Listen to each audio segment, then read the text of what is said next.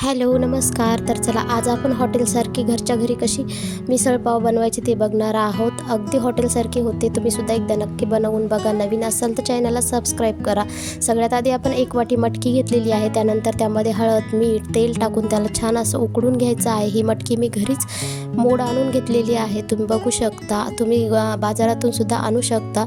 त्यानंतर इकडे आपण मसाल्याची तयारी करून घेऊयात।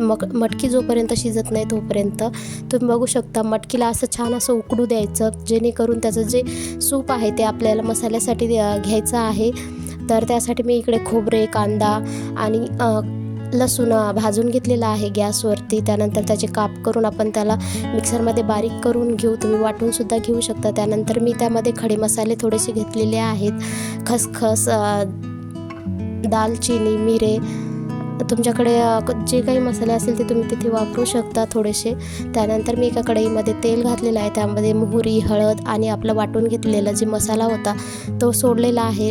कांदा लसूण मसाला लाल तिखट आणि हळदसुद्धा घातलेली आहे। तुम्ही बघू शकता कलर किती छान असा आलेला आहे, कारण मी लाल मिरची वापरली होती थोडीशी कलरसाठी। तर अशा प्रकारे आपल्याला ही ग्रेव्ही छान अशी भाजून घ्यायची आहे। त्यानंतर जी उकडलेली मटकी होती ती त्यामध्ये सोडायची। मटकी सोडून झाल्याच्या नंतर ते आवश्यकतेनुसार मीठ टाकायचं, कारण मग मटकी उकडताना आपण त्यामध्ये मीठ घातलं होतं, त्यामुळे मीठ जरा पाहूनच टाकायचं। त्यानंतर याला छान अशी एक उकळी येऊ द्यायची, तुम्ही बघू शकता। त्यानंतर बारीक कट केलेली कोथिंबीर टाकायची आणि तर बनून आहे आपली मिसळ। तुम्ही बघू शकता छान अशी ग्रेव्हीची मसाल्याची आपली मिसळ बनून तयार आहे। आता लगेच पाव गरम करून घेऊया। त्यानंतर मी इकडे पाव आणले होते बाहेरून, ते गरम करून घेते।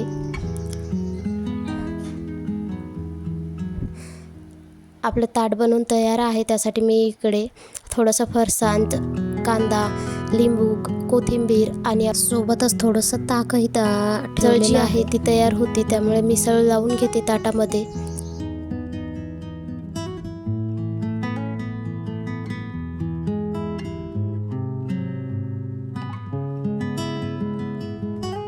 तुम्ही सुद्धा अशा प्रकारे एकदा घरी नक्की मिसळ बनवून बघा।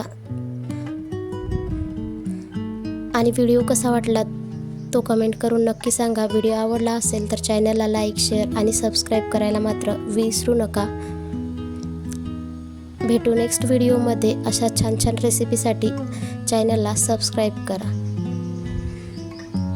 बाय।